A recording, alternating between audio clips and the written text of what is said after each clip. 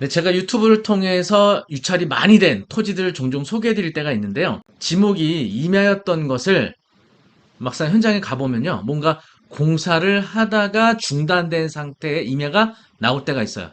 사실 그런 임야들은요. 나중에 여기다 건물을 짓기 위한 평탄 작업이 되는 경우들이 많이 있거든요. 그런데 이 상태에서 보통 경매가 나오게 되면 공사를 했던 업체가 유치권을 주장할 때가 있어요. 그러면 이렇게 임야를 개발을 해서 건물을 지으려고 하다가 경매가 나온 상태에서의 유치권, 과연 성립이 될까요? 유치권이 성립이 된다고 하면 낙찰받은 금액 외에 추가로 비용을 부담을 해줘야겠죠. 현재 충북 충주에 감정가 13억짜리가 2억대까지 유찰된 임야가 있습니다. 토지 면적은 16,000평입니다. 평당 16,600원 나옵니다. 엄청 싸죠? 평당 16,600원까지 유찰된 충주에 있는 임야. 과연 유치권이 신고되어 있는데 이에 관련된 과연 해답 찾아볼 수 있을까요? 알아보도록 하겠습니다.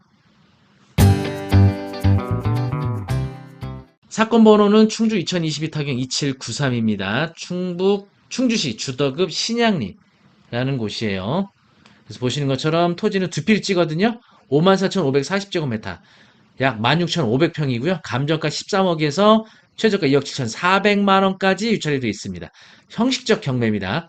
아마 이제 상속받았는데 공유자들 간에 합의가 안 돼서 나온 토지로 보여집니다.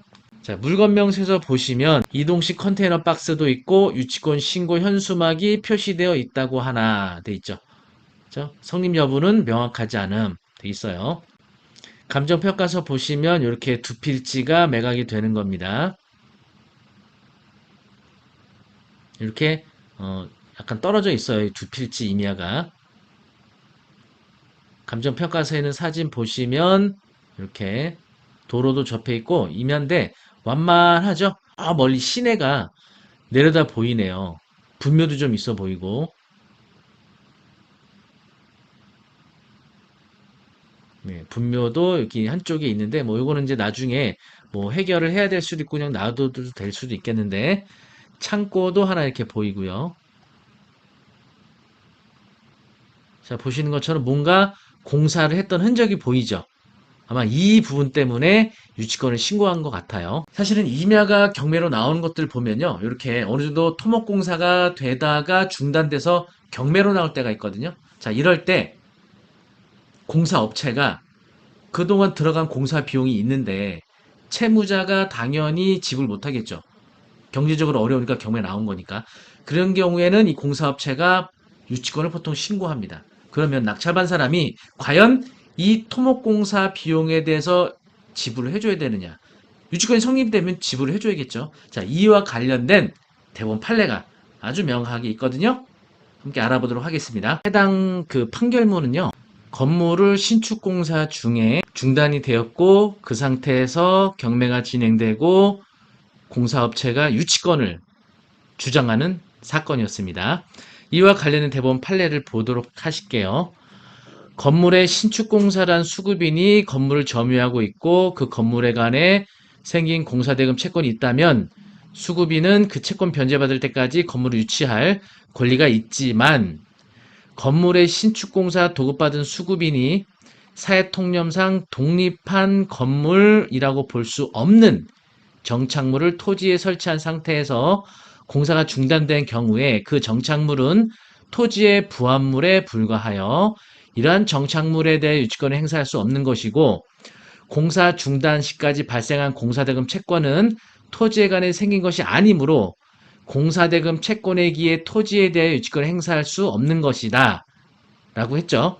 그러니까 사회통념상 독립한 건물이라고 볼 수 없는 정착물이면 이거는 부합물이라서 건물을 점유하면서 유치권을 주장할 수 없는 거다. 이런 내용이고요. 이 사건 하도급 공사는 지하층을 건설하는 건물 신축공사에 통상적으로 따르는 정지공사에 불과한 것으로 이 사건 각 토지를 건물 신축에 적합한 용도로 유지하기 위한 공사라고는 보이지 않고 이와 같은 공사가 필요하다는 이유로 이 사건 각 토지가 건물 신축 공사에 적합하지 아니한 상태였다고 볼 수도 없으며 이 사건 각 토지가 이 사건 오피스텔 신축 공사에 적합하지 아니한 상태에 있었다고 인정할 만한 자료를 찾을 수 없다. 자, 그래서 이와 같은 사정들을 앞서 본 법리에 비추어 보면 이 사건 하도급 공사는 이 사건 오피스텔 신축을 위한 초기 공사로 봐야 할 것이지, 그것이 이 사건 각 토지에 대한 공사의 성질을 지닌다고 볼 수는 없다. 토지에 대한 공사가 아니란 얘기예요. 오피스텔을 건축하기 위한 초기 공사로 토지를 공사했을 뿐인 거지. 따라서 그 공사대금 채권을 이 사건 각 토지에 관해 생긴 채권으로 볼 수 없으므로 그에 기하여 이 사건 각 토지에 대한 유치권을 행사할 수는 없을 것이다. 자, 정리하면요. 이 해당 사건은 토지에 관한 공사를 한 건 맞아요. 그런데 그 공사의 도급계약 내용이 토지를 위한 공사의 도급계약이 아니었고 오피스텔을 신축하기 위한 도급계약이었고 그에 포함된 공사로 토목공사가 포함이 돼 있었을 뿐이라는 거예요. 그리고 독립한 건물이 건축된 상태도 아니고 이러한 것들을 비추어 보면 독립한 건물이 없는 상태에서 토지를 점유하면서 주장하는 유치권은 성립되지 않는다. 이런 내용이었거든요. 그래서 도급계약의 내용, 독립한 건물의 존재 유무, 이것이 토지를 점유하면서 주장하는 유치권에 대한 성립 여부를 판단하는 기준이 되는 겁니다. 그러면 이 판례를 보고 어떤 분들은 그러면 토지만에 대해서 점유하면서 주장하는 유치권은 무조건 성립 안 되는 거냐, 이렇게 또 알고 계시면 안 돼요. 토지를 점유하면서 주장하는 유치권이 성립될 때도 있거든요. 그 경우의 판례를 보도록 하겠습니다. 대법원 2007-60530 판결입니다. 이 사건 토지는 공부상 지목이 과수원전 하천으로 구성된 일단의 토지로서 그 지목이 잡다하고 장차 지목을 대지로 변경하더라도 집안 침하 등으로 인한 건물 붕괴를 막기 위한 집안 보강 공사 없이는 지상의 아파트 등 건물을 건축하기에 부적합했다는 사실, 이와 같은 이유로 각 토지의 소유자이던 시 주식회사는 그 지상의 임대아파트 신축 사업을 시행하기에 앞서서 피고와 사이의 임대아파트 신축 공사 중 토목공사 부분을 공사기간 착공 이러이러한 기간 공사대금 6억 8천만 원으로 정하여 도급계약을 체결하였는데 그 공사 내용은 각 토지를 아파트 3개 동이 들어설 단지로 조성하되 장차 집안 침하로 인한 건물 붕괴를 막기 위하여 그 자리에 콘크리트 기초 파일을 시공하는 것으로 되어 있는 사실, 이 사건 토목공사를 위 각 토지에 관한 공사로 볼 수 있으므로 공사대금 채권은 위 각 토지에 관해 발생한 채권으로서 각 토지와의 결련성이 인정이 된다. 이 결련성이 인정되면 유치권의 성립 요건 중 하나가 되는 거거든요.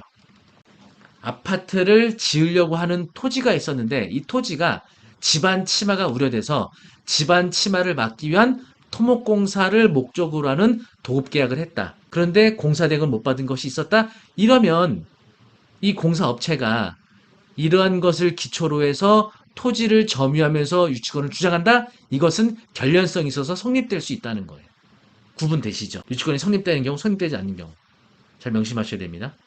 이런 토지들이 굉장히 많아요. 경매시장에서는. 우리가 경매로 나온 이런 토지의 경우에 개발하다가 중단된 상태에서는 그 도급계약의 내용과 독립한 정착물 존재 유무, 이게 되게 중요하거든요. 네, 이런 것들 잘 확인을 하셔야 유치권 금액을 인수하거나 인수하지 않거나 이렇게 판단이 되는 겁니다. 네, 오늘 감정가 13억짜리가 2억 7천까지 유찰된 임야를 한번 말씀드렸는데요. 한번 현장 가셔서 독립한 정착된 건물이 있는지 확인하시고 도급계약의 내용이 토목공사를 위한 거였는지 아니면 그 위에 건물을 신축하기 위한 도급계약이었는지 이런 것들을 좀 알아봐야겠죠. 네. 그래서 경매에 투자에 있어서는요. 이런 권리분석과 관련된 공부가 좀 필요하신데 저희가 여름을 맞아서 광화문에 있는 조선닷컴 교육센터에서 썸머스쿨을 개강하게 됐습니다. 8월 3일날 그래서 딱 2주만 여러분이 토요일날 투자하시면 여름 휴가를 뜻깊게 보내실 수 있을 것 같아요. 토요일 오전 10시부터 오후 3시 반까지 서머스쿨을 진행하게 될 거고요. 경매 기초과정을 공부하실 수 있고 또 평일에는요. 법원을 직접 참관하는 현장학습도 진행할 예정입니다. 그에 앞서서요. 7월 27일 토요일에는 저희가 10시 반에 광화문에 있는 교육센터에서 원데이 특강 진행하게 될 겁니다. 원데이 특강은 무료 신청할 수 있는 거는 마감이 됐고요.